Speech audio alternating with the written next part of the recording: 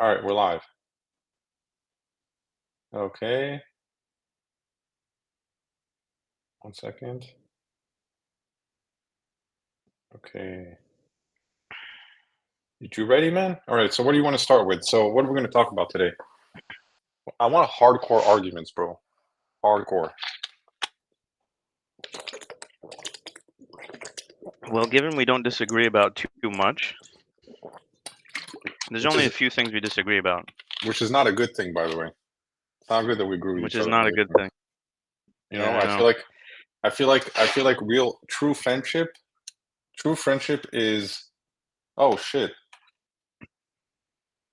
True friendship is real strong, healthy debates, without divulging into chaos.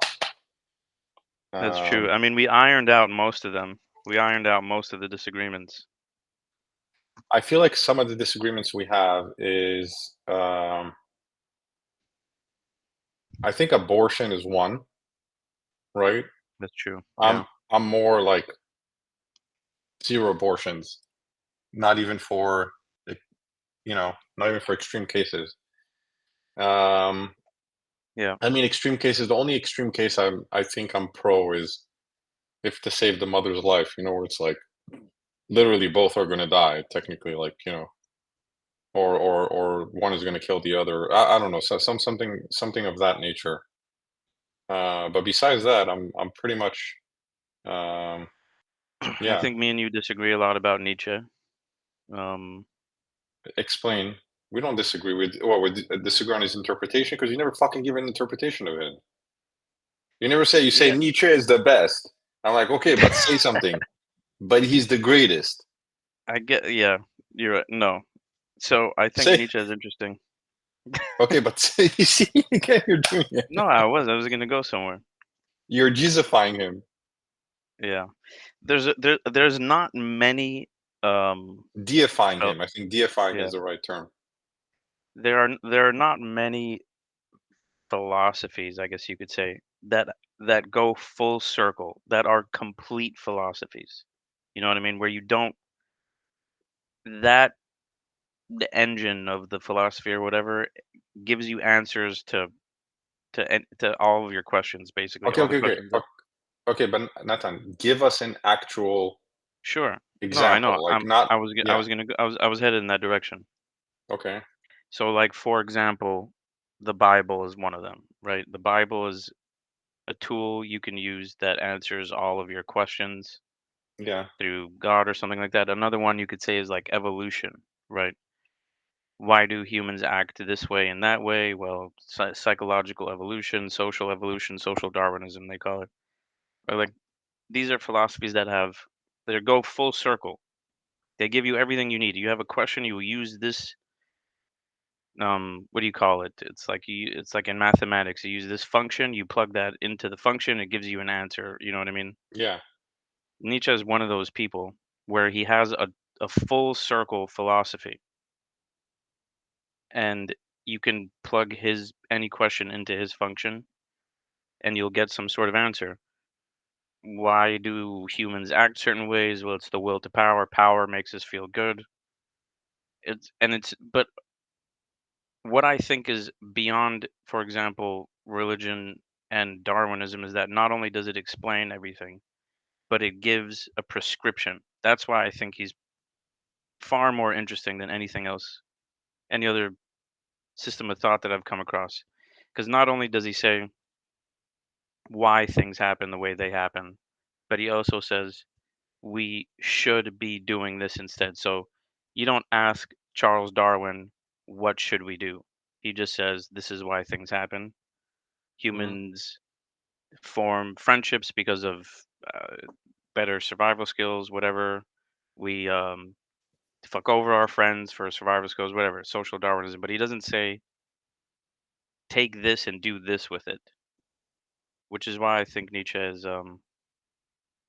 Okay, give me an example. Give me a few examples. sure, yeah. For example, I guess like for example, let's talk about the law, right? Um, Nietzsche explains that the law is there currently because of some sort of mental weakness that we have, which is morality. Some sort of we have the system of morals, and this is like him calling it a weakness is getting into his prescription for what to do. But he basically says it's this mental weakness we have where we choose good and bad, and it's the religion part of it. We have religion, we have this concept of God. We decide good and bad. We apply good and bad to our laws, and Yeah. we judge people. He says you don't have to throw away the courts and everything like that. If you're going to judge people, you have to judge people.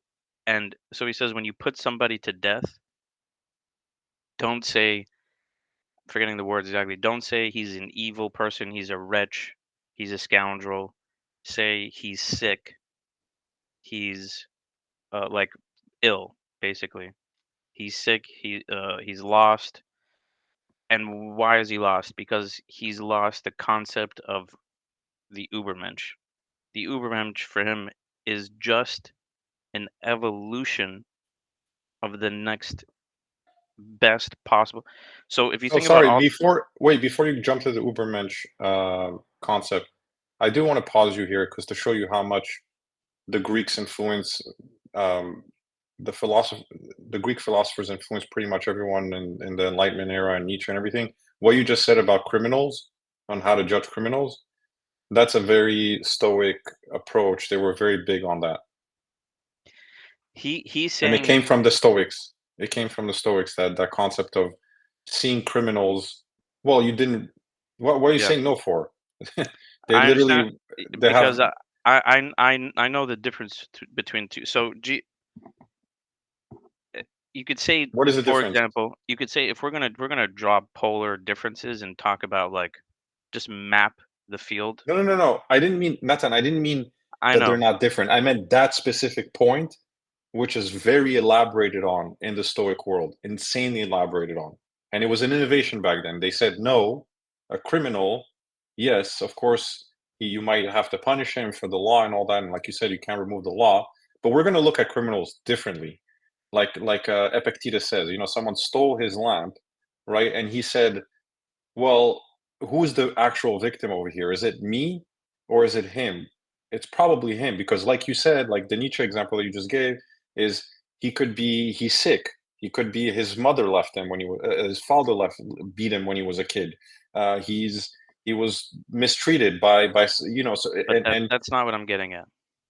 no, I'm not trying to get at. I'm saying just that layer that you said, that layer, not Ubermensch, that Yeah. layer that we're going to look at criminals differently in society. That they're sick, Okay. they're not. Yeah, that there's an ailment there. Okay, but what? That they're the victims. Why are they sick in terms of the Stoics? Well, he's sick because they're sick because they didn't. The actual thing, right, is like I guess the Stoics are very similar to the God belief in general, which is like you have to tap into um you have to tap into what kind of was given to you by God or what was given to you by nature. You have to tap into that energy where you're trying to be because when you try to control things and everything, then you might and you're a victim, you just your programming is all messed up. You might try to go and steal something or whatever, right? But if you're not trying to control anything and you take whatever destiny you got and you're happy with it, then you won't go and steal. So I think that's their it's again, I see the Yeah, Stoics as like I the understand. ration. I see the Stoics as like They're the thinking about in terms of their the impact on themselves. Like when someone steals from me, I should not be upset. yes, but They but could be in a also, in a in a tough spot or well, something like that. they're the victims and not you, Yeah, because you'll be fine. You have food tomorrow. sure. Yeah, Yeah, I mean, I but think also they do think that like obviously it's different than the Ubermensch thing, right? Which is like I think that part is different, right? I think Ubermensch is different than the idea of kind of like the God belief slash the Stoic approach, which is like because the Ubermensch is like more. I at least my interpretation of it is like it's like overcoming, like going for really the trying to change the world completely, doing things that are beyond Mhm. or unbelievable. So And some people disagree with me, but I don't think we can never be the Ubermensch. It doesn't even make sense to say that so what's we the can point? be Why the that, Ubermensch. that but that's yeah, but that's an That so that means it's an I know. unattainable abstraction and it's bullshit. It is an abstraction, but it's an abstraction. That's why I'm saying he's interesting because it's a prescription. He doesn't just say, like, for example, religion gives you an abstraction of the divine, but it doesn't necessarily, I mean, maybe it does somewhat, but it's almost idolatrous to say you now need to push yourself to be like God.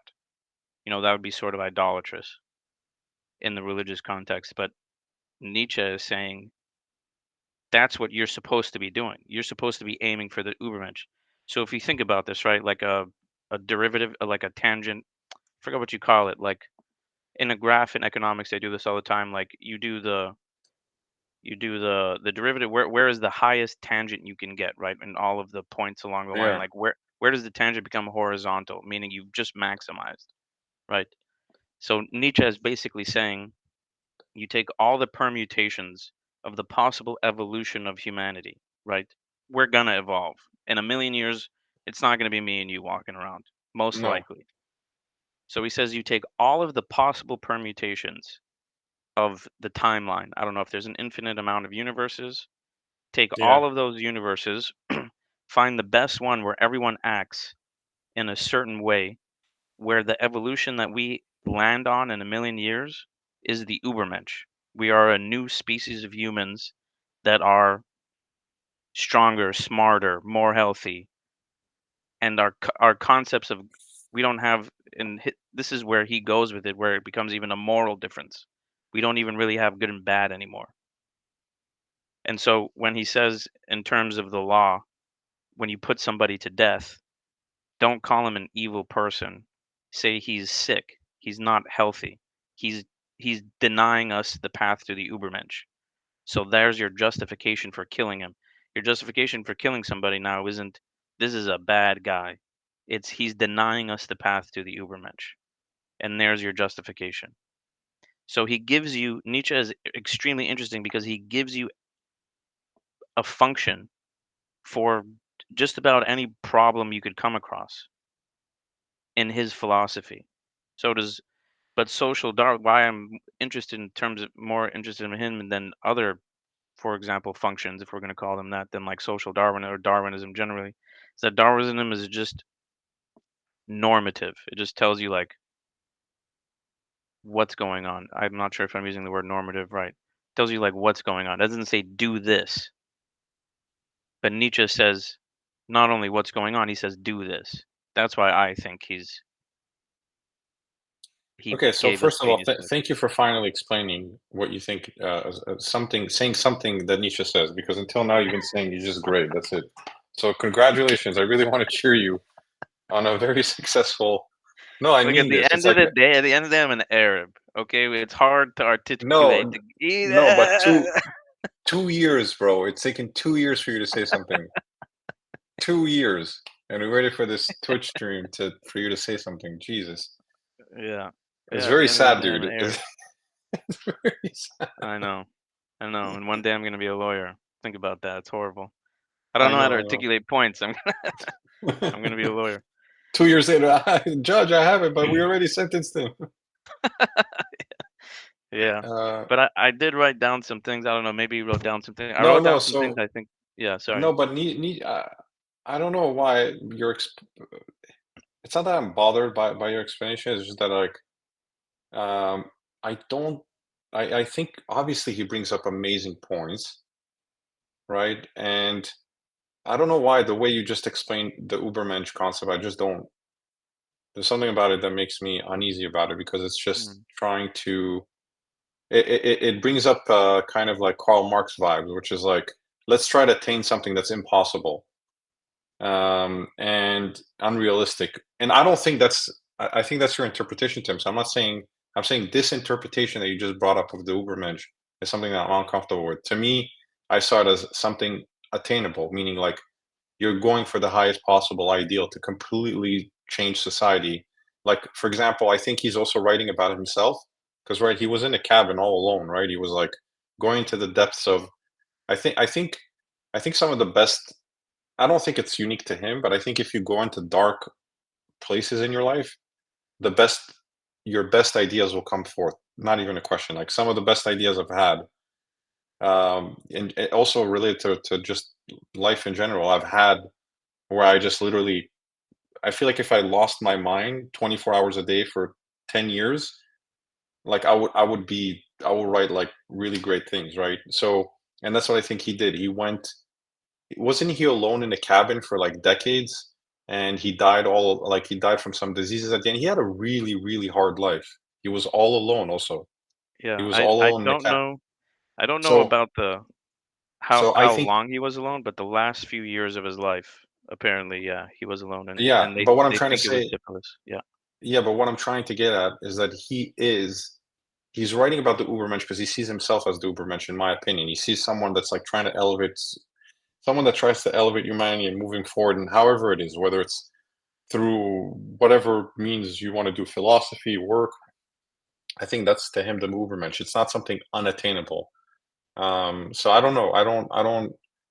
So If that is the true interpretation of the Ubermensch, then I don't like it. But if from what I understand, other people interpret it differently and they see it as like, some people, you I've know, spoken to people who interpret it differently, and I yeah. have very strong disagreement. I think he's quite clear. Personally, I think he's very clear So what's the that point of it if it's unattainable? it's it's because it's like I said, it's normative and prescriptive. But how is it I perspective? hope Is this unattainable?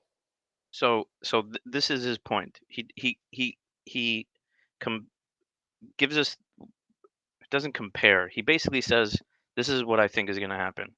Either we're going to move forward and be better, or we're going to head towards the thing of towards the last man, basically. So let me back up a little bit.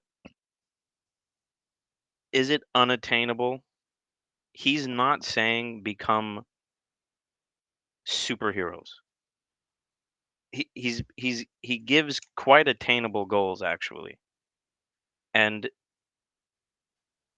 he's saying we are going to evolve. We Okay. are not Okay. going to be the same in a million years. Okay. So let's take this thing right, and that's the normative part. He's just saying this is how it is. We are going Okay. to evolve. Okay, let's take that car that's just flying down the freeway with no one at the wheel. Someone step in the wheel. Actually, he tells each of us to step into our own driver's seat, which is quite interesting. I guess I'll talk about that later because he commands each and every one of it. This is another reason why I think he's great. It's a full circle philosophy, even in terms of my personal life, what I can do in this moment. It's quite interesting. Anyway, we'll get back there in a second. The Arab coming on me, but he says the car is just going down this hill, right? That's life. The car is just going down the hill. There Yeah. isn't, we're evolving, but we understand that it is a car, and we're not just like I don't know, falling in space. Someone can get in the driver's seat and take a direction. And that's what he's saying. So, is it unattainable? I don't think it's unattainable. We're going to change anyway. We're going to change. So, why not direct the change instead of just let it happen randomly? And what he talks about what might happen So there is perspective. So it is prescriptive. prescriptive. Yeah, he says Yes. get in the Yes. driver's seat Yes. and Exactly. Okay. drive this car. So Yeah. Nathan, stop making it abstract. Like I'm not it's not making it abstract. abstract. It is okay. So it is Well, attainable. it's abstract in terms of what he says is the end goal. He says the end goal is the Ubermensch, meaning the Got it. next level up of it. You can compare it sort of to like a Super Saiyan. Goku is the normal guy, and then we can go Super Saiyan. If someone gets in this car, we can head toward that road where the Super Saiyan is. That's basically what we're saying. The Super Saiyan is abstract, but we happen to actually be inside of a car. You know what I mean? Yeah, but don't you think there's parallels to his concept of the Ubermensch and God in general? Because God is also like I think a lot of theologians says to know God, right? we should work to know the nature of God so we can be better, right? Or Mm. people talk about that. What's the nature of God? So and I think there's a lot of parallels. yeah, so Totally. like some scientists will say even like we're trying to know the nature of God, and it's unattainable, right? Because they know that the like what are the odds that that scientist in his lifetime is going to attain that? Probably zero, right? Like or the even the next 100 generations are not going to attain that. But it's like no, it's still very abstract, but like it gets you Yeah, constantly to.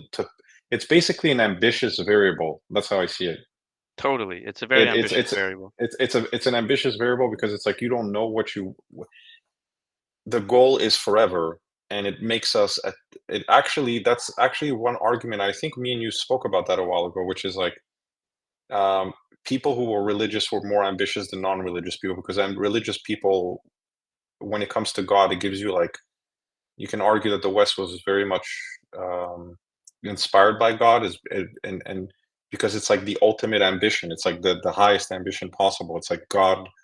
Mhm. There's no like physicality to it, so it's like, well, I'm gonna go for it. I'm just gonna look for I just want to know God. So it's like the Mhm. highest form possible of ambition. So I think that's what you're saying, and I like that. If that's what you're how you're correlating the Ubermensch concept, it's like okay, I'm gonna try to attain the thing that's impossible to attain, but it's gonna make me push as hard as I Yeah, can to exactly. levels that are basically insane, and I know that I might Mhm. not attain it, which is fine, but it's gonna make me but it's still I can say that again, I like the God concept better because the Ubermensch is more worshiping that the man will get to its final form, and it's like I prefer this like humble because it's more a humble structure. I feel like the Nietzsche one is a less humble structure than the God structure. They both equally attain the same thing, but one is more humble than the other. One says, "Well, it's not you.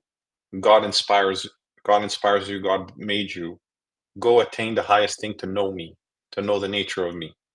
Right. Mhm. The other one is same thing, same results. Go attain the most insane things, but the reason is to make this to make this ideal man. So it's like a worship of man. It's like egotistical, and I feel like a lot of people that are well, some people talk about how the Nazis were kind of like Nietzschean or whatever, and like I feel like people who Mhm. fall who like really follow that they're like it's the man, it's about the man, it's Yeah. about the getting to the perfect man. Anyways, that's how I see it. But again, Yeah.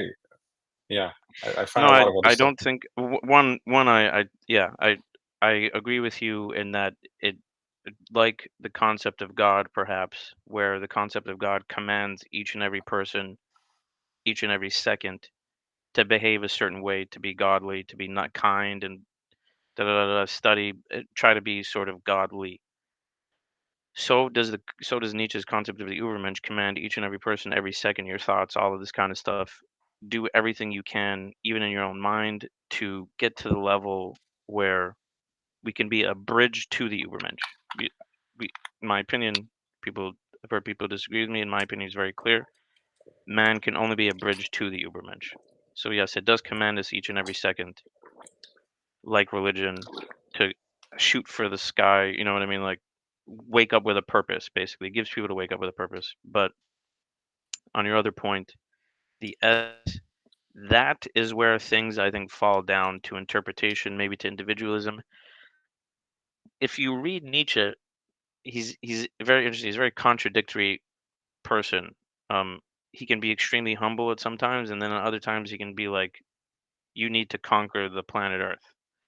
So yeah, you're right, and yeah, you're also right. In my opinion, I think the Nazis did have take on some sort of interpretation of Nietzsche.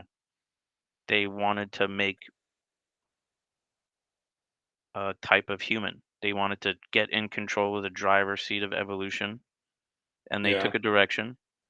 And yeah, look, I mean, at the end of the day, how you do it could So you're saying possibly you like Nazis? they it's interesting in that I think that they're the only people to actually try it out. You know what I mean? Now, Yeah. now if they didn't go crazy, Yeah. I wonder what it would have been like today, because they only had like 7, 8 years. I don't know, less than 10 years. What would they have been like 2 generations down the road if they weren't homicidal? You know what I mean? It could have been a very interesting experiment. I don't know. I I'm mean, not saying good or bad. I'm saying in terms of it's an interesting experiment. I would have liked to seen where it could have yeah, just for but experiment's sake. well, it's not that hard to imagine that they. I'm sorry that they didn't execute. I don't think it would have been. It would have been maybe Germany top three economies in the world, which it is now already. So it's not like Yeah. it's already the second economy or third economy in the world. So it's not like a far stretch.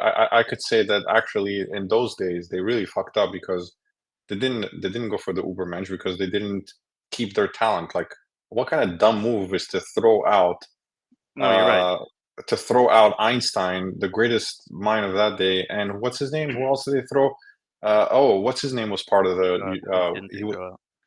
Oppenheimer was part of their, the university that what's his No, name? I know, like, Heisenberg went. if they He, hadn't gone that route, if they hadn't gone that type of insane homicidal racist, well, I guess, like, racist was part of their interpretation of Nietzsche, but hey, by the way, actually today I watched a video because remember I spoke. Actually, this is an interesting conversation. Sorry that I stopped you, but sorry. Do you want to fine. continue this point before I go to the next point? I mean, I guess just in case, like, to not think that I'm crazy, I think this communism was an interesting experiment. I would never wanna live in a communist country. I'm just saying it's an experiment I would have liked to see maybe in a test tube. I don't know real humans living through Yeah, that, yeah, but, yeah. just an interesting So experiment. here's something interesting. I just read this. I just heard this today. I forgot to tell you about it, but I just heard it today from Dennis Prager because someone asked him, "Were Nazis far left or far right?" And I was thinking about this because Google. I was trying to Google and find something about this, and actually, he made a good point. Like they were far because I said they were woke. Remember, I told you this like a week ago. Yeah, I said that they were the woke of those days, yeah. and yes, they were. Because first, one thing I forgot about them completely is they were actually, well, they were called National Socialists, right? They were actually socialists. So they had social programs. They were pro-social programs. They were pro-social. They were socialists. Mhm. So that's Yeah. one. So that's far left. I So think they may have had the first Social Security program, if I remember. I'm not sure. exactly. So they were hyper-socialist. Boom, check. They were the only difference. The only difference is instead of hierarchy on classes, they use race, which drum roll, the new leftists don't use class anymore. They use race also. Mhm, mhm, Because the new leftists of today, like the leftists they talk to, they don't they don't say anymore like, oh, like class is organized by sorry, society is organized by class. We're at the bottom, we're the poor. With no, for them they flip the right. That's all they did is they flipped mhm. the variable. They went well, yeah, they flipped the variable. So for now, they changed the name class to race. Now that it's a hierarchy of oppressors. The Mhm. oppressors are no longer the classes. It's more like, hey, the whites are the oppressors and everyone else at the bottom. So it's the Yeah, same shit. It's the same I guess fucking so. shit. I Yeah, mean, so I they guess were woke. this Bro, they were the latte. They spectrum, were like I'm telling you, dude. If you went back in the day and you talked to a Nazi, they were you'll be paying like, dude, $10 for a latte at the coffee shop. bro, they were woke ass motherfuckers. That's all they were. They Yeah, were they were the woke of that yeah. day. I think the political spectrum is a circle, honestly. Um, and yeah, if you go far left, far right, you get close to each other. I mean, they called themselves rechts radical, which means radical right. Um, but yeah, I guess like it's a circle, and it comes back at both ends. Because I feel like the type of I don't want to sound like because in the camp, but like my camp is always right. But there's a camp that I feel like the can't give out too many problems. It's just the working camp. I call it the working like Hmm. to me the good left, sorry, the good right is the working one. It's just the ones that have businesses and fail and have Mhm. working jobs like electricians. All that. Why would they start? What the fuck do they care? Because they need workers, right? Like I feel like here's something interesting that I observe about people on the right. even the ones that say racist comments to me, I have people in the family and stuff like that that like told me racist stuff, right? Oh, like Mexicans or some funny comment, but they use it as humor, right? But because they're so business oriented, if they need a Mexican or they need someone of that race that they think like they say something funny about, right? They'll still, because it's efficiency, because they're so in a capitalistic society, they respect the rules that Hmm. they will end up hiring. Competency plays, because in capitalism, the competency always is the most important variable. There's no question. Competency is the hierarchy.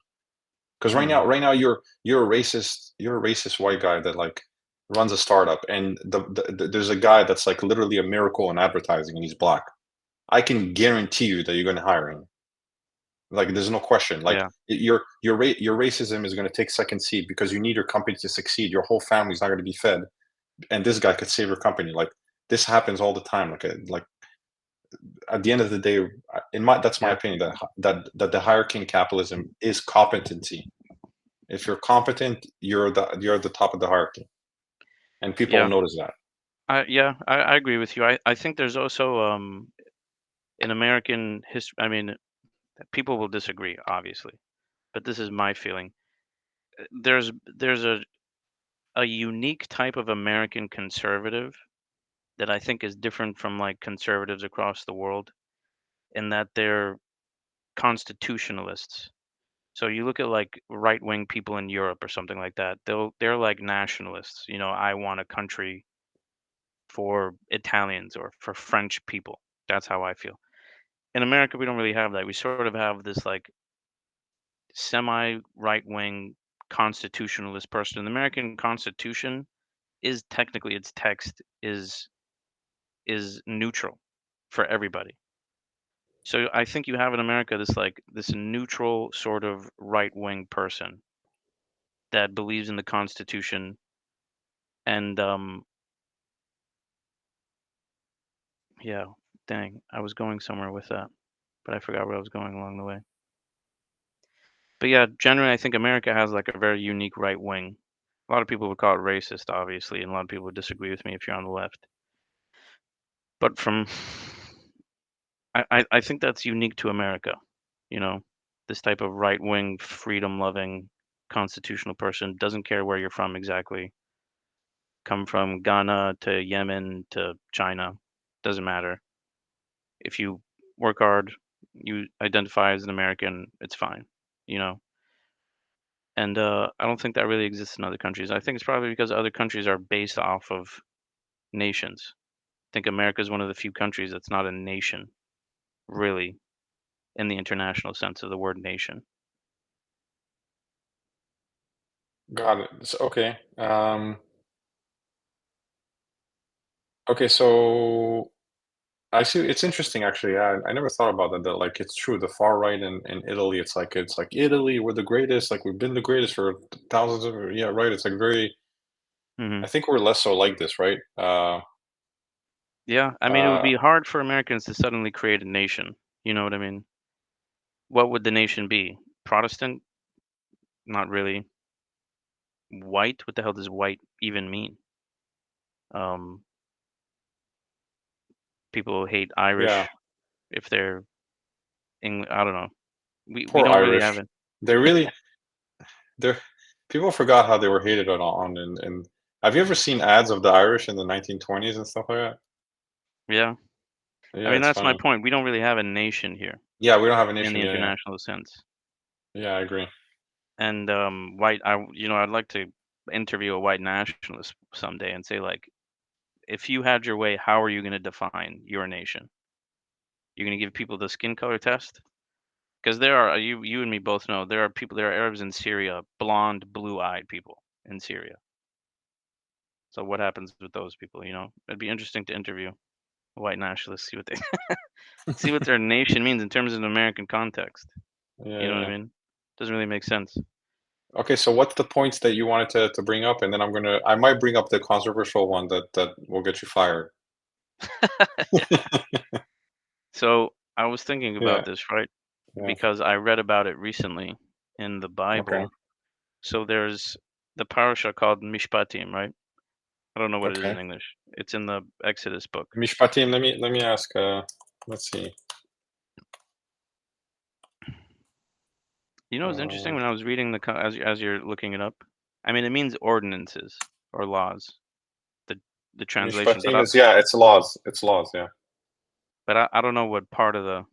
I think it's just Exodus. It's reading and the sixth in the book of Exodus. Here it's laws. Second one of the parsha is the 18th with you. Reading book. It's in the book of I don't think Exodus. they Yeah, name their it's just chapters called, like this. Yeah, it's just yeah, it's just Exodus. called laws. Yeah, it's in Exodus. It's called laws. Yeah. You know what's Okay. interesting is that there were never parashas before. I think like sometime in the 600 ADs. I was reading in the commentaries. It was created by like Italian priests. They started making the parashas. Oh, they started breaking it off into chapters. You're saying? Yeah, it was never chapters before. Really Isn't that crazy? It's quite interesting. interesting. Yeah, I read it in the commentary of one of the Bibles. Really interesting. Okay. Yeah. So it's also interesting that Mishpatim, this parasha, is the one right after the giving of the Ten Commandments. Right. So what's happening here is really like the creation of a nation. We're getting together. We got to figure out the rules that we're going to be governed by. And it is also very interesting that I found, because I'm in law school right now, it's very interesting that I found that a lot of the tradition of our laws comes from here. And I was doing some background Googling. And yeah, it's true. Like big, very important principles in our law comes from here. So let me give you some examples. In terms of like murder, like a killing of somebody. Not necessarily a murder. Murder is a crime, but the killing of somebody, right? The chapter says generally they have to be put to death, but there are mitigating factors, like in our current law. So in our current law, there are two parts to murder. There's the actus reus, which means the action of swinging the baseball bat, hitting the head. And then there's Okay. something called the mens rea, which means the guilty mind, meaning I didn't just swing the bat, I swung the bat to kill you, right? So you Okay. need both of those things to be convicted of basically any crime, right? In our system right now. If you swung a bat and hit me right in the head and you were full on sleeping, you're not Yeah. going to jail, right? It doesn't matter. You didn't have the mens rea. So Yeah. It wasn't planned. You're saying it wasn't in your. It was like an accident. You're saying. yeah, you didn't have the Yeah. intent. The You didn't have the intent. intent. Exactly. Yeah. Yeah. Okay. So you have to do the action and you have to have the intent. If I have the intent to kill somebody, I don't go to jail unless I do an act that is either in furtherance or in completion. So this concept of intent comes from the Bible.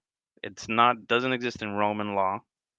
It comes from the Bible and it exists today. The English lawyers or judges or whatever picked it up when they started making the common law because of the Torah. So let me give you the exact ordinances in the Torah where it says this. So it says the punishment is death for one who plots deliberately against his friend to slay him with cunning, right? So this is the exact same thing as our modern element of premeditation. You know what I mean? So like there's degrees of murder. There's like first degree, second degree, third degree. A lot of people call third degree manslaughter. But anyways, first degree murder is the highest murder you get. It's premeditation murder. I'm sitting in a bush waiting for you to come home, Yeah. planning your death, right? So that's where we start. That's murder one. That's the highest you can get. And then the Torah basically gives reasons pulling it down. So this is the same. This is how we do it today in law. You go to the court, you argue, the lawyer argues murder one. He says, we're going to try to get, if he can't get murder one, then you go down the list, mitigating factors. And it's written in the same structure in the Torah. One who plots deliberately against his friend to slay him with cunning is put to death. right? I mean, common law back in the day, you would be put to death. Now it's like 25 to life, depending on where you live. And then the Torah says, for one who did not stalk him, but that God brought it about his hand, the punishment, from what I can understand, is basically banishment, By the way, right? quick comment. You know, the Sanhedrin also changed. You know, the comment that you said about the 25 years to life. Hmm. The Sanhedrin 2,000 years ago. I know there was a specific event that made them also change the law in terms of being put to death. So they changed it 2,000 years ago, where they decided not to put to death anymore people. Where it's like they changed Yeah. they changed the whole thing of like, well, it's God deals with that. We'll just do Hmm. the sentencing, but Yeah. we let kind of God do that. I wrote down something interesting that I read from the commentary about that too, actually. Oh, so it was 2,000 years ago, right? I know that at some point It didn't say the the year. Sanhedrin. I think it was Yeah. around 2,000 years ago that they changed it. Yeah. Anyways, continue. Yeah. So I guess what I'm bringing up is I'm giving you examples of how it's interesting that our law currently today comes directly from here. Yeah. The Romans did not have the same system of law, so it's not like this is this was destined to happen. Yeah. Our law today, so it's like someone who did not stalk him, but that God brought it about into his own hand, meaning you didn't have the mens rea, you didn't have the intent. God brought it about his own hand. There's no punishment. I mean, he gets banished. In my opinion, I think he gets banished to avoid like a revenge killing. Or maybe it's just hard to prove that there was no intent. So they're like, you're out of here, basically. Yeah. But there's no real punishment. I guess maybe that's a real punishment. And then they talk about self-defense. And so listen, this is quite interesting actually, because this mirrors our law still today. So it says, if while breaking in to someone's home, the thief is discovered and he is struck and dies, it is as if there is no blood. Meaning, Yeah. It's self-defense. Yeah. this, you know what I mean? You self-defense. But listen to this part. This is quite the interesting part. If the sun shone upon him, it is as if he has blood. He shall surely pay. Now, this was at first I was like, "What the heck is this talking about?" But then I read the commentary. It's very quite interesting what this meant legally. If the sun had shone upon him, basically means if the person was caught breaking in, we caught him. You see him breaking in, right? It's our Okay. daytime. Basically, what this means is you know he's not coming to kill you. Things have frozen. He's like, "Oh, you know what I mean? Like, I'm sorry. I'm not your dad. I was just saying." And then you kill him, then you surely have to pay. So it's just like today, where self-defense has to be proportionate and reasonable. If I'm coming to you and I'm trying to like, I don't know, take the cap on your head and you blast me with a shotgun, you know what I mean? Yeah. You're going to jail. So here it's quite interesting. If someone breaks in to your home and he's discovered and you hit him and he dies, it's fine. But if the sun shines on him, it's quite interesting way of saying, right? Because how would you articulate that? Well, if someone breaks into your house and I don't really know how to say this, you're not in danger, sort of, then you go to jail if you kill him. They have an interesting way of saying, like, if the sun shines on him and you kill him, then you got to pay for this. So I thought that that was really quite interesting too. It's really And interesting how the old. Yeah. Continue. I mean, then it goes into a whole other section of law that's still mirrored today, right? So that's like killings. You know what I mean? If someone dies, and then there's torts. So a tort today in today's law is someone's hurt, but it's not criminal, right? So if I crash my car into your car, I won't go to jail, but you've been hurt, and I have to basically compensate you for your injuries, right? Yeah. So listen to That's this. where It's the same. that's where the money's at with lawyers. It's all Yeah, the mass tort and exactly. yeah. So listen to this. This is really quite interesting, dude. I mean, this is Yeah. where our law comes from. You know what I mean? I know it's insane. Yeah. A lot of people are like, like the Bible has nothing to do with our laws today. Like we're not a religious society. There are alternatives. There's the Roman law, which is quite extensive, and their society flourished for a long time, obviously, with their system of laws. But our laws come from this. So let me show you. So torts is someone getting injured. So basically, let me see. If men quarrel and one strikes the other with a stone or with a fist, and he does not die, I'm quoting the Torah right now, but is confined to his bed, if he gets up and walks about outside on his support, the assailant shall be cleared. He shall give only payment for his enforced idleness, and he shall provide for his cure. So listen to this, dude. This is exactly how our law operates today in terms of torts. In today's law, the remedy for torts generally is compensatory damages, right? Yeah. So compensatory damages means that the tortfeasor, the person who did the tort, must compensate the injured party in such a way as if they were never injured, right? So that's called compensatory damages. If I if I crash into your car, I have to pay you as if I never crashed into your car, right? I have to make up for your damages. So if I crash into your car, right? Like let's take this law from them and do it, and you get injured. I have to pay for your idleness and provide for your cure. Now, today I don't have to literally give you medicine, but I do have to pay the doctors for your damages. And I have to pay for your idleness. So this is basically exactly how the law works today. Pain and suffering, and it's called general damages, pain and suffering, and special damages, medical bills, and all that kind of stuff. Bills directly. So, dude, this is exactly our law today. This is where we get our law from. Yeah, no, I agree. There's actually a quote that I really love. I think I sent it to you a while back. It's from this famous German philosopher named Jürgen Habermas. And he says, I really like this quote about Judaism, well, and Christianity too. Universalistic egalitarianism, from which sprung the ideals of freedom and a collective life in solidarity, the autonomous Hmm. conduct of life and emancipation, the individual morality of conscious human rights and democracy is the direct legacy of the Judaic ethic, so the Judaic ethic, which you brought up, of justice, Judaic ethic of justice, and the Christian ethic of love. So he's attributing love to Christians and the ethic of justice to Judaism. Hmm. Yeah. Um, I really I mean, like this quote. there's, Kind of encapsulates what you're saying. Yeah. yeah, there's many ways to go about justice. You know what I mean? And it's not always obvious. It's not always just. I guess you should say like naturally just to us. Like the Romans had a totally different system of justice. I remember there in another part in this part of the chapter. I didn't write it down, but I thought it was interesting. If someone's bull or animal Oh keeps my God, I running away, remember this. I remember this as a child. Wow. You if it just said the runs bull. away, Yeah. yeah, I if it just runs away from his property a yeah, thousand times, it says you're commanded to return the bull a thousand times.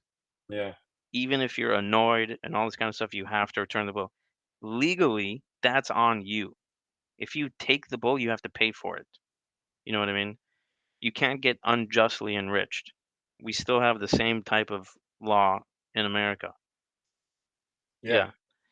And so listen, there's a few this is another one I wanted to bring up to you, right? So and this is where the chapter where you get an eye for an eye, a tooth for a tooth, a hand for a hand, right? yeah, So in the comments, I thought that this was really interesting talking about the Sanhedrin. Apparently, this is one of the most misunderstood parts of the chapter. Oh, sorry, misquoted or yeah, misunderstood parts of the Torah. Apparently, the Sanhedrin interpreting this part of the Bible never poked somebody's eye out, never took someone's tooth out, never took someone's hand out. What they did do is ask somebody to pay the equivalent of that eye, and of that tooth. yeah. And let me just add a comment. Sanhedrin was the court system of Yeah, Jews. Yeah, it was like yeah, it was like the judges of the Supreme Court, basically the ones who had yeah. adjudicated all the problems. And it makes total sense because you look into this chapter, and in this chapter, I didn't write it down, but it says many times if you poke someone's eye out, right, they're talking about a servant or something like that. You poke a servant's eye out, you have to pay for the eye. You know what I mean? You're not gonna poke out the other guy's servant's eye. They're talking about damages here. They're talking about compensatory damages. They're not saying we're gonna cut people's hands off, whoever's hand got cut off. So it's really That's an brilliant. often misquoted, That's brilliant. Yeah, that's actually brilliant. misunderstood part of the Yeah, Bible. I think Rabbi Yaakov said that about the eye for an eye. No, I think we were on Shabbat there. I think he said something about that because I didn't know that I'm not actually. sure. Yeah, he did. He explained. I didn't know that. I always thought it was actually eye for an eye, but until I learned it from him, it's basically what you were just saying, that it's not eye for an eye. Is that you have to actually pay for this, so then you don't take out the eye or you don't cut the hand off because you have to. If you do that, you have to pay for them for their right for their injuries. Yeah. Yeah. You don't plug out the eye. No, you don't pluck out It's the eye. just a misunderstanding. Exactly. Yeah. Yeah. That's interesting. And I'm sorry if I'm boring, but I mean, because this is what I'm studying, Nathan, so it's quite interesting. we were supposed to debate. You're No, but supposed this to is go. I know. Look, I mean, I thought you're I'm right. listening. Yeah. I'm But listening. I I'm just thought listening. that this was interesting because, dude, it didn't have to be this way, basically, is what I'm trying to say. There's a Roman law, there were alternatives. This is where our law comes from. Yeah. It's right here. If someone bull kills somebody, nothing happens to the owner if it's a single accident, right? But if the owner had noticed, it's the same way today, dude. And look, I can even give you an example of a case in California how it's the same. If a bull, it says in the Torah, if a bull kills somebody in a single accident, nothing happens to the owner. But if the bull is habitually known to be a dangerous bull and attacks people often and then kills somebody, then the owner gets in trouble, right? I forgot what it says. If the owner has been put on notice and does not take care, and the bull kills someone, then the owner is put to death. Quite the harsh statement, but maybe it makes sense. You're being negligent, you're being crazy. So look, in California, there were these dog owners, Yeah. and the dogs were savage animals, dude. They got the dogs from like neo-Nazis who were training them to be like war dogs, basically. So they got these dogs, and these dogs bit people, and they were like crazy in the apartment building. The people called the cops on these dogs a bunch of times. Dogs got loose one day and they killed a woman. Normally, you don't get second degree murder for that. I mean, normally, it never happens. They got second degree murder in California. Yeah, because they train them to be animals and to kill. They didn't train the people before who had them train them to be animals, but they were put on notice, basically, They're that put these on are notice and they didn't dangerous listen. animals, I see. I and see. they That's didn't very take interesting. proper care. Like the person who doesn't Yeah. take proper care of his bull is put on notice. They Yeah. get in trouble. This is Here's where our something law that comes from, dude. yeah, yeah. Here's something that always blows my mind that I feel like you have to like sit down and meditate to think how complex this is, but it's like this Mhm. is why I think the Bible works so well. It almost follows. I think ideas follow the same thing as evolution. It follows the same line of process of evolution, which is like so you have. Let's say I give out an idea, like let's say apples were not so healthy, right? But let's say my idea that I come up with 4,000 years ago that eat 3 apples a day, right? Let's say apples were slightly poisonous, right? In that Mhm. generation, no one dies. Everyone eats the apple, the 3 apples a day, right? They follow my law. Then the second generation, again, that idea is tested. The third generation, again, that idea is tested, right? That idea will be tested for, imagine you test that, imagine you take out an idea and you have to test it through 4,000 years of iterations. You know how many iterations that is? I mean, I have to ask ChatGPT, but like, Yeah. that's a lot of iterations. So it's a lot, it's almost like a neural net. You know how neural nets learn, where you have a lot of layers and they each learn on an iteration, they all learn a pattern. So I think ideas that survived for 4,000 years are just what you need to see them as the thing that was attacked for 4,000 years and Mhm. somehow survived for 4,000 years. It survived every type of idea to attack it, right? Secularism, like you name it, right? Like other ideas, either religions, other, basically you name it, and every generation attacks that and somehow it survives. So it is closest to the truth in terms of how uh, I was like, wow, who's this girl behind you? I was like, what? Mhm. I forgot about Nadia. I was like, she looked different. I was like, what's it called? Do you get what I mean? Like, I think this deserves credit. Like, old ideas need to they get more credit on how powerful. That if they survive this long, they must be really powerful. Yeah. I want to see. I wonder what Judaism says about abortion. They're actually not against abortion. I Yeah, think I apparently think there's the 40-day rule.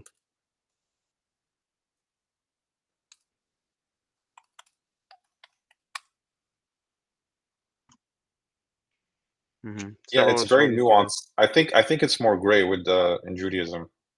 Hmm. Well, obviously, Reform Judaism is pro. They're pro Yeah. you aborting the baby and then sleeping with the baby if you want to. What do you mean? I'm joking. Oh, Reform, bro. Reform. It's a reform, yeah. bro. Uh, So maybe that's something where we can get into a little bit, but abortion. oh, Wow. you see, I'm with Orthodox Judaism. So, ChatGPT's response: the branch is more restrictive, but still allows for abortions if the pregnancy endangers the mother's life or health. The determination of what constitutes a threat can vary among rabbinic authorities, but the mother's life is paramount. So you see, you put the mother first, and I like Wow. that. That's what I was trying to say. Look at Some that. Orthodox Our authorities, current law too, even in some of some the most Ortho, restrictive states, the yeah, mother's some health is Orthodox, paramount. yeah, it's paramount. Yeah, so some Orthodox authorities may also consider other serious circumstances, but the threshold for what is permissible is generally higher than is of conservative or Reform Judaism. Obviously, okay, yeah. It's quite interesting though, huh? Because that's not an obvious ethical statement. Some people might say, no, the life of the baby is paramount. The mom's got to die. Let's see. What about? But we get our current laws from Let's that, see. What obviously. about? I'm curious how Christians see it. So, uh, GPT's response. So, the Catholic Church holds one of the most stringent position against abortion, teaching life at beginning of conception and abortion. So, abortion is morally unacceptable. So, they're the most extreme of abortion, meaning like you can't, no matter what. Who is? Wait, the Catholic Church. So great. So the church Even in considers terms of the mother? yeah. There's none of that. No. The stance is. I mean, according to ChatGPT, the stance is consistent and unwavering. So they're unwavering, emphasizing the belief in the inherent dignity and value of every human life from conception. Orthodox Christianity, similar to the Roman Catholic Church. Hmm. Oh, the Orthodox tradition generally allows exception only when the mother's life is in serious danger. Interesting. So the Orthodox Christianity is different than Catholicism. Protestants also. Well, it's interesting. You know what's fascinating about the Christian world is that I used to think it's very like simple. It's they're also like they have like thousands of sects. Everyone has a completely different belief from one another. They're not really like it's a lot. Yeah, it's very Yeah. So Were according, you? so I'm learning this in school right now, right? In terms of Yeah, abortion, yeah. and it's quite interesting. Well, now it's been reversed, but abortion was originally provided. So the 14th Amendment says that basically you can't deprive people of life, liberty, property without due process of law. And that has come to mean two things. It means procedural due process and substantive due process. Procedural due process means you have to give people the correct procedures. You have to give them a court date, a jury, and blah, blah, blah, blah, blah. Substantive due process is where the Supreme Court has said that we have just the right to certain rights. And so what the Supreme Court has decided those rights are is very interesting. For example, there is no right to an education, no substantive right to an education. There's no Okay. substantive right to medical care, stuff like that. There is a substantive right. So what we're talking about right now is like, what are the rights that are so a part of our culture that you can't do anything to them without having a very good reason, basically. These are like Okay. rights that we have. Like one of them, a few of them were articulated in the Constitution, the freedom to speech, stuff like that, have a gun. But there are other ones like for it's some of the things are quite interesting. Contraceptives. You have a constitutional right to contraceptives. You have a constitutional right to educate your kids how you want to educate them in the home. You have a Okay. constitutional right to um forgetting what they're like kind of strange and few and far between. Oh, marry. That's right. You have a constitutional right to travel between states. These are like the big rights that we have as a Okay. people. So abortion got its legality because the Supreme Court thought that that was one of the rights that we had that was so a part of our culture, our heritage, that that was one of the substantive rights. And I think that question really does come down to not a feelings question, in my opinion. You mean the I board? Yeah, think the board. Yeah. I think that comes down to really quite a historical analysis. I don't know, in my opinion. That's how I would do it. I want to see the record, how often were abortions Yeah, but happening, how legal they were. we don't have a clear record on that. I feel like it's very hard to get kind of the stats and anything related. Like, how do we know? The stuff we argue with Revere. Like, how do we know what women were doing 500 years ago, 1,000 years ago? Like, we have zero Yeah, statistics on that, yeah, and you're right. At no, least I don't know. That's true. yeah. So it's hard. It's hard to make up anything based on that. Yeah, I Um, haven't read the decision that overruled it, but I imagine they said that it's not one of the substantive rights. But I think yeah. not only is it an empirical question, it is also it's both. I guess my point was that it is also an empirical question. It's not just how do we feel about this as a society. Um, some people in some states, I think like Idaho or something like that, they're like, this is not a part, like we're gonna ban it basically. But I don't know. Okay. Okay. Okay. So Nathan, let's get into a real debate now. Okay, We've been kind of what could we debate about? I don't know. I throw some. Let's think of what we were talking about recently that was really interesting. What's the most interesting conversation we've had recently? You're talking about What we're talking? Jesse Lee Peterson. Oh, that's one. Yeah, we just talked about him. What else did we? Which he's great, by the way. Um, She? he is great. I said he's great. Oh yeah, He's a really great dude. I think he's in our line of our belief in God. Like I feel like he has the same. It's like we're both like super excited. We're like, oh wow, dude. I'm so like, someone.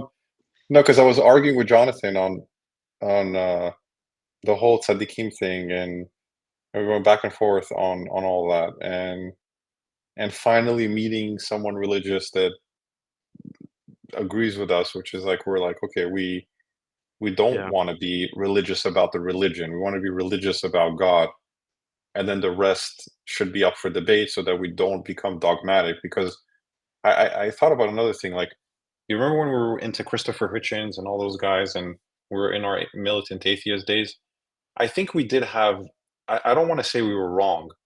I think some of the points that we were into, we're still into, which is we didn't like the dogma. The dogma was a big problem for us, and it's still a problem for me now. I don't like mm, dogma. I don't like, the when you see leftists yelling about different uh, mm, ideas that they have on gender, and they're not open to have a conversation.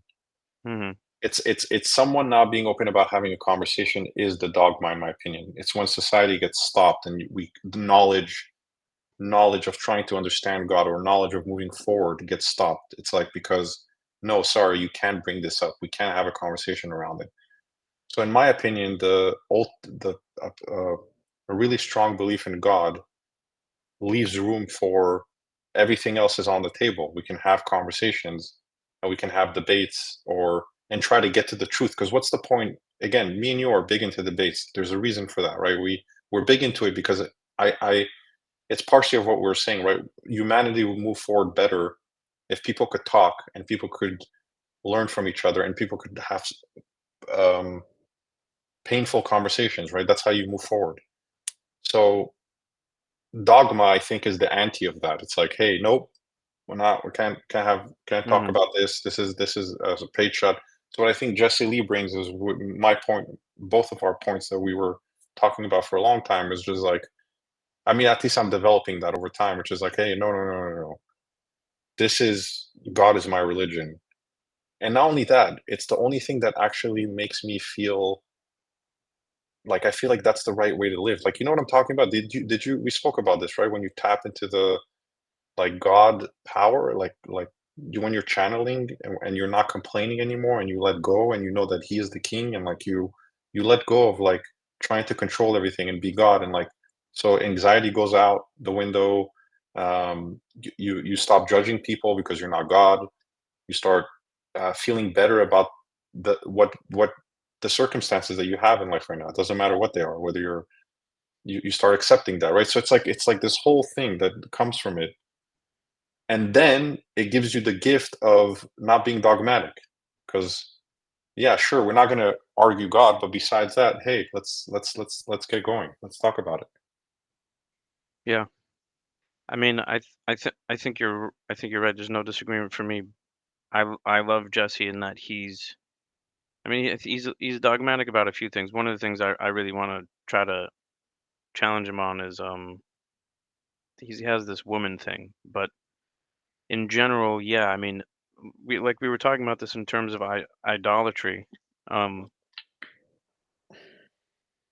it's interesting. I just watched this Frontline PBS documentary about Shia and Sunni, and the Shia are the Sunni consider them idol worshippers Oh, because really?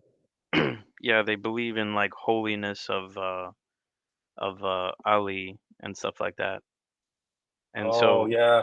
they somewhat Oh, that worship. isn't it that guy after Muhammad or something? Like the second or third guy Yeah, after Muhammad? Yeah, yeah. they like I don't want to say worship, somewhat have like maybe like sort of a semi Jesus figure.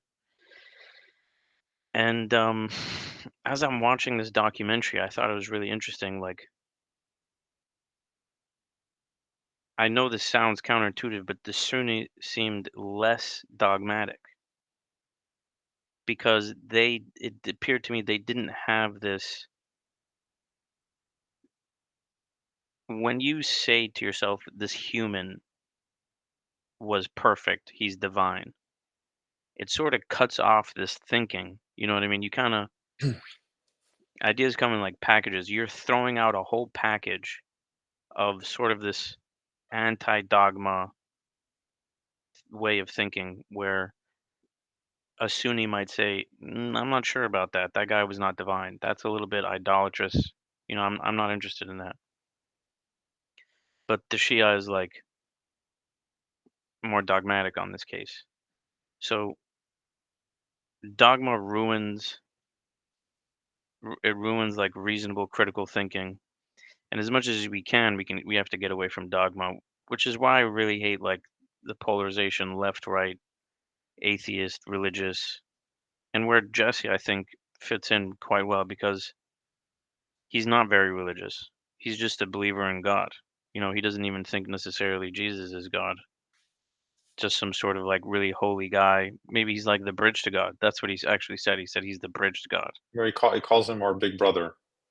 That's his. You Yeah. didn't see that? Yeah, he Mhm. says our big Yeah. brother. Yeah. But you know, it's interesting actually. This part, I started liking Jesse to begin with because I thought he was someone who squared the circle quite well between Nietzsche and religion. Nietzsche is like, as you can say, like left and right, they're the polar opposites. It's like Nietzsche and Jesus. Jesus being the ultimate stoic. You know what I mean? Yeah. Nietzsche is like the anti-stoic. But Jesse kind of squares the circle. You know, like they're incompatible, but he squares the circle quite well. He tells you, get your ass up, go conquer the world, be the best you can be, and love God. and be a kind person, and there's the devil influence out there. I mean, when you listen to his talks, he does give off like conquer the world type of vibes, but at the same time talks about in terms of God and in a religious way. And he said that Jesus is the bridge to God. I guess like Nietzsche says, we can be the bridge to the Übermensch. So yeah, I like Jesse a lot. He's got this strange thing with women though, and I don't really quite understand it. He says the god of women is the Well, is Satan. well, you know what? Yeah, I think that comes from his. He's. I think he's divorced, and he probably had a. I feel like he had a really bad divorce or something, and it like left him a bad taste on women, or he's kind. It seems a little bit bitter Mhm. over there, but again, But you see, that's the that's beauty. important. We're almost becoming dogmatic about him. But No, he's got his thing. He's got a God flaw. forbid. No, I'm kidding. I'm I kidding. never became dogmatic about him. That's Maybe that. I That's what maybe I was a little bit. I'm you like, were, wow, bro. this I don't guy's have smart. I love this guy, and then he's got this weird thing with women. no, but that's the point, right? The whole point that we're making is that no, they're not godly. They're like they have really good ideas, and some of them could be the bridge. And by the way, I think again, we can't say only one person could be the bridge to God, right? I can meet other people that Mhm. could be the bridge to God. But what I'm saying is like there's a lot of people that could be the bridge to God. Yeah. But all I'm trying to say is that they're human at the end of the day, and they're flawed and all that, Think and about this that's guy it. Jesus for a second, though. Okay. Yeah, Think about bridges to God. yeah. Do you know anyone who's washing the feet of homeless people, hanging out with prostitutes? No No, one. This guy Jesus was doing that stuff. That's actually, quite the bridge. funny thing is I was just watching this stupid video on like Mother Teresa today earlier on how she was actually not not the great. She I don't wasn't know washing the anything feet. about her. Anyways, whatever. It's a little tangent, but Hmm. she wasn't washing the like Yeah, yeah. I mean, think about that. People hold her up to. I don't know anything about her, but let's just take what you're saying as given. People hold her up to such a high pedestal. This guy Jesus was on another level, dude. That's a real Yeah, bridge no, to no. God. Yeah, I agree. I'm not washing the feet of anybody anytime soon. No. I have no interest in hanging out with prostitutes, being honest with you. You know what I mean? That's quite the bridge. That's a Yeah. level I'm never gonna get to. So yeah, it's a shame, honestly. Anyways, I think Jews should embrace Jesus. Um, it's hard for us though because well, because I think the reason why they have a hard time is that from and this is from the comments that I've seen on Jesse Lee's video, the one that I shared with you, is and I think it's partially why Jews have a problem with some Jews have a problem with him is that because even inside the Christian world, right, it's very controversial, right? Because you saw, did you read the comments? yeah, I did. Some Christians were like, you're a heretic, like Jesus is God. And here's the interesting thing: people in the comments, some were posting quotes from the New Testament that were proving that Jesus is God, and some were putting quotes that I saw. prove that Jesus said, "No, God, the Father is my God," or whatever. Yeah, Did you see quite that? Like, interesting. yeah. Yeah. So it's Jesse says obviously the later people never met him. They didn't know anything about him. They're like, "Ah, they're just writing some stuff." It's quite well, it's interesting. it's it's the thing that me and you said. It's the Moroccan types. They were sitting. No, no, no. I think he is God 100%. They're like, dude, why you Totally. gotta go that? Why do you gotta go that 80 far? years later. Yeah. Yeah, exactly. Yeah. So so so that's why I think what Jews are commenting on when they comment on Jesus is they comment on those later quotes, which is like, why did he call himself God? Okay, we have a problem with that, you know. Yeah. That's true. I think Because that's by the way, you're allowed because I asked Jonathan that actually in Judaism you're allowed to call yourself the Messiah, and you're allowed to have people around you call you the Messiah. That's not against the Judaism. mhm. It's the idolatry part. It's like you can't. The second you go Yeah. into the God realm, you're finished. You know. I feel like that's just such a swing and a miss from the Jewish perspective, at least. I mean, not a swing and a miss. This guy knocked it out the park, right? Let's say this is his first time getting up to swing a bat. He knocks it out the park. I mean, dude, we have the year. Like, think Yeah. about how Jesus won. Like And then some the people, we count the look, years trying to be according to respectful. him. This is just from Jewish perspective. He Yeah. knocks it out the park, and then some people say he's that guy. You see that guy who just hit it out the park? That's God. You know what I mean? And it kind of, I guess, like from the Jewish perspective, it takes a little bit. It takes out of it. Like he knocks out the park. Yes. Like now we're not so interested in him anymore because there's a group of people running around saying he's God. Like, all right, Yes. buzz off, dude. And I asked Jonathan, um, our cousin, who is, I guess, the closest rabbi I know personally. I don't know, but he said that he said that even if Jesus didn't think he was God, because people idolatra, because people turn him into an idol, then he automatically becomes an idol and negative. That's their view on it. Hmm. Because But I what said, about well, people what? who don't see him that way? That's what I'm saying. So I said but it's not his fault. Like, what if some people made that out of him? He's like, it doesn't matter because they turned him into a god. Therefore, that's it. That's an idol worshiping kind of like, Hmm. Yeah. that's his view on it. Dude, we need Uh, people like Jesse to maybe like remove that idol status so he can become an example again. yeah, but I was reading that's actually Jesse is not unique. It's called Unitarianism within Christianity. So it's a movement that is not small. And he's not Hmm. the only Christian. There's some Christians that a good amount of Christians that don't turn him into an idol. They think that he was, I guess, sort of like a bridge or a brother or whatever you want to call him, but he was not. They basically more follow like the Matthew kind of, the early, and they don't believe in God now. So I he's haven't read not. the New Testament. So Jesse is not the only. It's like a decently big movement. Unitarianism, huh? Yeah, it's called I think I've Unitarianism. heard Yeah, about that. they don't believe in the Trinity. They don't believe in the. Unitarians is a non-Unitarian branch of Christianity. Unitarian Christians are from It's a form of Christianity that Unitarian. denies the doctrine of the Trinity. They just believe that Was he came inspired as. by God. Yeah, he was Oh, inspired by God, wow. and he's the savior, but he's not God. No, dude, it But began not in Transylvania. Transylvania. Yeah, that's bad. They're vampires over there, no? You know what was also interesting? The person, this guy in my job, he was telling me he grew up reform, right? Yeah. And he's started not going to reform anymore. And he was Reform telling me Judaism, about right? yeah, Okay. and he was telling me about this. He was like, these are his words. He's a very liberal person, but he's I guess liberals are fine making fun of liberal people. And he was like, these freaking liberals, dude. These are his words. They think they're creating community when they're doing the opposite, right? By like he was talking, he was saying like reform because now he's going to like more conservative synagogue, Yeah. and he was saying that they're so lax on the rules that it actually destroys community. And he gave me an example. He was like, the synagogue in our neighborhood moved somewhere else, and everyone who was living in the neighborhood had to like drive to the synagogues then on the Sabbath. And he was saying that ruined the community because previously some people would walk together. Yeah. When they were there, they were like, "Hey, you want to come back to my house for lunch or something?" Yeah. Oh, sorry, no. It wasn't that they would do this at Reform. They do this at the conservative one. Yeah.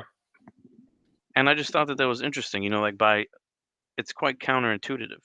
By opening up and trying to bring in more people, you're actually destroying the community instead of keeping it strong. People Yeah. drive to synagogue. He said they barely talk to each other. They go, hi, hi, hi, bye, bye, okay, see you later. Whereas in the conservative one, you're walking with each other. You get to know the family. Come over for lunch. Come over for lunch. I was walking to the synagogue down the street. I've never met this person before. He saw the kippah on my head on Shabbat. He said, "Hey," I was waving to me. I was like, I don't even know if he's waving at me. Hey, how you doing? My name is whatever. Where do you live? I'm like, I live right there. He's like, I live right there. You should come over for lunch one time. I was like, oh yeah, okay, cool. And he said that just doesn't happen in reform. They're so open with the rules No, I feel that like it it's ruins it's so community. I've gone to a Reformed synagogue, and it feels so diluted, and like you're in a big place. It's like there's no Yeah. community. No one gives a shit about each other. It doesn't The feel. hardcore rules create community. You know what I mean? I agree. Yeah, yeah. When you have to starve and die of thirst for 25 hours in a room full of guys, It it creates. It creates, creates. Yeah, yeah, you know what yeah. I mean? The rules you have to walk. It creates community. It's like it puts you in this common struggle No, together. but I really think religion is at least the old starting with the Old Testament and the concept of God. It's simple.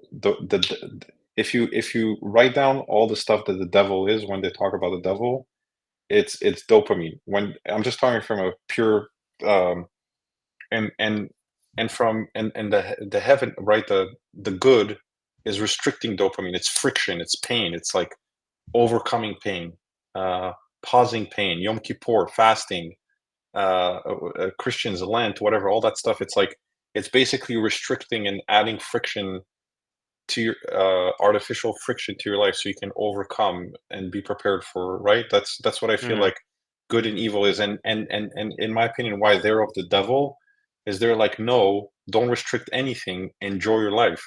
That's literally what the devil is, in my opinion. Yeah. Yeah. And they're saying, no, no, no, fasting, all that stuff. Oh, don't fast out, don't do this, don't do that, like, do as you feel, or like you said, drive the car on Shabbat, or do, it's like, that's literally what the devil is, in my opinion. Yeah. No, I totally agree And with you. and again, I see it as more of an abstraction. It's not a person with a horn or something. I see it more as Mhm. it's an abstraction of, don't add any friction to your life, don't overcome, give yourself the pleasure, give yourself the comfort, and don't limit your comfort. Don't restrict your comfort. Mhm. And that can mean all kinds of things, which is, this is what I think the Bible talks about with. Could we go into a controversial thing?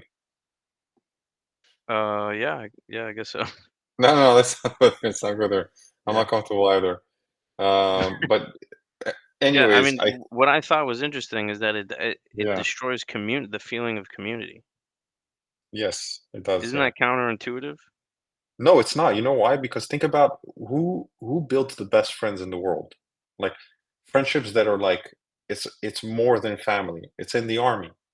Because in the army you have the most amount of friction and pain, and you're a group of people that are suffering to levels that are unimaginable together. Mhm. You're like, you're doing those like 2 weeks journey where you're just with a backpack and walking and like running through mountains and hills, and you're not Yeah, you're drinking totally properly. right. That brotherhood, and getting shot at, and you're getting like, and tanks are like missiles, all that adds like massive pain, and you're as a group going through this pain. The brotherhood of soldiers, I think, from what I understand, they love their friends more than their Yeah. family, like, or as much or more, or something like that, Mhm. right? Mhm. It's like they think Yeah, about, they're obsessed, you're right? right. They're like, It's yeah. quite So interesting. I think really why some religions won really well is like they were like, no, you can't do anything you want. You can't have unlimited pleasure. You can't. You gotta fast sometimes. You can't have sex before me. You can't have, you can't masturbate. You can't do this. You can't. It's like all restricting happiness. I mean, sorry, fake happiness, pleasure, like just fake dopamine shots. Mhm. You know the It's concept of interesting. tava. You know the concept of tava in Judaism. No. Tava means like eating with, like let's say right now you shove your face with gummy bears. That's tava. It means like you're doing it Mm, with like, you're eating like an animal. You're taking a steak and you're shoving in your face, and then you eat a mm. dessert, and then you eat a gummy bears, and you eat Yeah, this. That's like, gluttony. that's gluttony, exactly. Yeah, yeah. So that's they, it's and that's also like, right, dopamine, whatever. What were you about to say? Yeah, no, I'm just thinking about it. It's quite like I've had like I've worked in like food jobs, and people know it can be notoriously very difficult. And when you work with someone at a food job like that, and it's hardcore for like 6 hours or something like that, you Yeah, become really close to those guys because you just went through a lot of shit with these people. And in the more nice office jobs, you don't really identify with those people as you not hate as them. much. Yeah, Yeah, you hate them. they could be really Like, freaking annoying. Yeah. yeah, exactly. It's how, like, how did somebody figure this out? You know what I mean? you're living in a nice to yourself, wow, we have to stop having nice things to become closer to each other. I mean, I guess people have challenges no matter where they are. You know I how it don't happened? realize. No, you know how it happened? I don't think it's like a genius or revelation or whatever. I think just like people 10,000 years ago, 4,000 or today, I think it's what happened to me in San Francisco. Remember when I told you this whole like when I went on this whole journey of dopamine and like certain things that happened.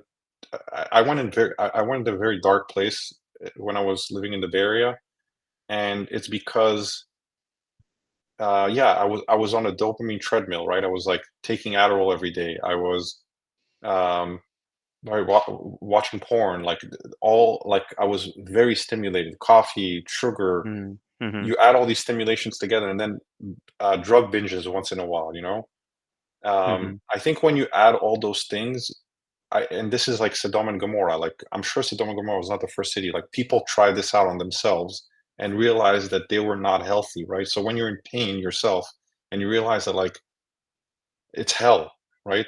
mhm, Then people start writing the rules against that. They're like, wait, let's limit it. Let's not take drugs every day. Let's how about we try to um mhm. not like they realize that whatever they're doing is evil because it feels bad. It feels like hell. Does that make sense? So I don't feel like It I feel does, like yeah. people discover those things on their own. Like Momo discovered those things too, right? Your brother, like he Mhm, discovered me and him discovered on the same path. Like it's like we were getting to things in our head that scared the shit out of us. I started getting to things that would scare the shit out of me. He saw those things and then you're like, holy fuck, like and then you're in hell and you're like, okay, well I gotta work on it. mhm, And what's working on it? It's well, let's do less. And then you're like, oh, then you get to things like NA or AA or like, and then they tell you just do less, less, and then you realize religion is also. I see it as a function to reduce dopamine. It's just a yeah, it's a function to reduce dopamine. And then when you start reducing dopamine, you start making community and God at your center. Then it all those things go away. Like it's amazing. Like your mental illnesses and issues go away. You become healthier. It's like almost like a miracle. I remember the after like 4 months or being in NA, like it's just instant. You just like I was like, "What the fuck? I'm a different person." I didn't. It felt like magic, you know. oh, that's amazing. Does that make sense? I'm Like, it does, yeah. I mean, I've never done anything like NA before. I mean, in my own little micro world, social media and then deleting social media, and you don't have social media for a week, and you're like, "Wow, I feel actually much better." yeah, exactly. So you felt it. Everyone feels it. This is not Yeah, what I'm saying is like the stuff that's written in religion. People have felt for thousands of years before that, and then they're just written into law, and it just mhm, works. It's just that to me, what's amazing is that they're continuously people, and I guess that's why the Bible talks about the devil and like there's the concept of the devil and God and that it's equal. Is that it's funny to me that even though we've been through that and it's painful, that there's people, humans that are still thinking, no, that's the right path. Go do pleasure as much as possible. Do as you feel. Do they not notice it? Like I want to talk to all my friends in SF that like I mean they're not really my friends, but I would like to interview them. Are you guys still like you're still doing this thing? Like you did you probably notice just don't something is realize. wrong? They probably just don't realize. Well, they're in pain. They are in pain. Yeah, So they wake yeah. up. They Here's probably just think it's natural. Oh, that's the everyone's in thing. pain. Oh yeah, everyone feels this way. No, but it's a Everyone's in pain, different type. probably. It's a different type of pain because me and you have pain every day. I have pain, stress, all that stuff. That's the part that's normal. It's a different kind of pain that they are in. You know, it's more like Like they're sort on. of depression. Yeah, it's like deep, ups and downs in the day, and like they're crashing massive black holes where they're taking multiple drugs to come out of it. Like they're on Adderall, SSRIs, like what else? Um, what are the other things that people Xanax? Like whatever, like all the big ones. Yeah, Even opioids, like all of it, you yeah, name it, and it yeah, just feels bad. I can't explain it. It just feels horrible. yeah, yeah, Anyways, are you need to go to sleep or something or? yeah. Soon.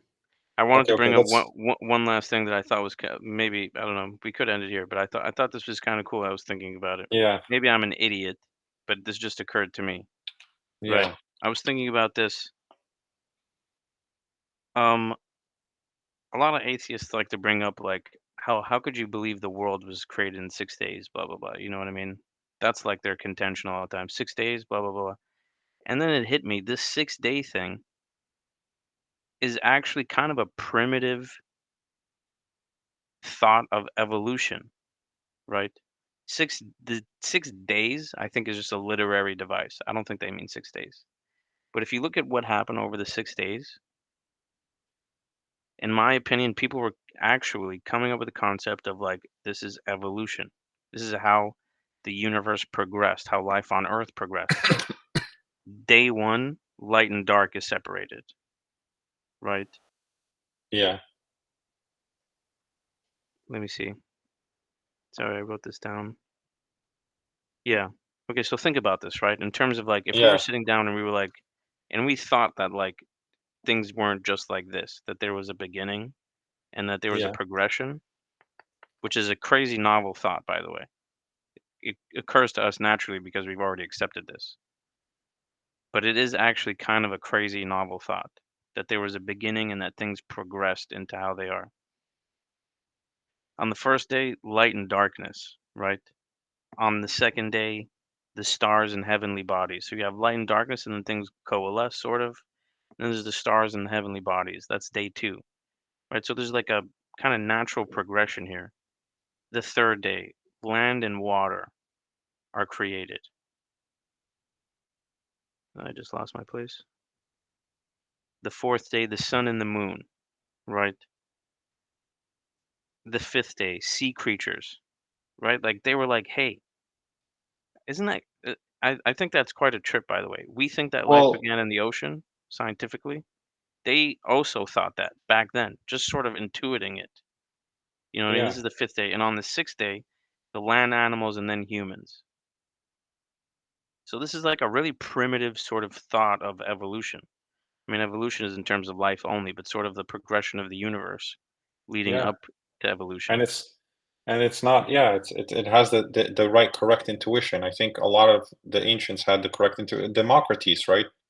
Had the intuition on the atomic on atoms, right? Hmm. You remember that he said all things are made of little particles, Yeah. tiny, tiny little particles. So I think the ancients had intuition on how everything functioned. Yeah, yeah, Yeah, they I mean, were more. because I heard, I forgot who I heard. I think I heard Richard Dawkins say that, like, oh, how could you believe something as stupid as the Earth was, everything was created in 6 days? And then I was like, Yeah, no, this is like an ancient form of sort of evolution. It's quite, and then I looked at the 6 days, and it's actually quite an interesting thought of progression. Crazy, yeah, huh? I agree. This is the I Big agree. Bang Theory before the Big Bang Theory. Hey, Nathan, I'm exhausted. I'm Me literally too. fucking done.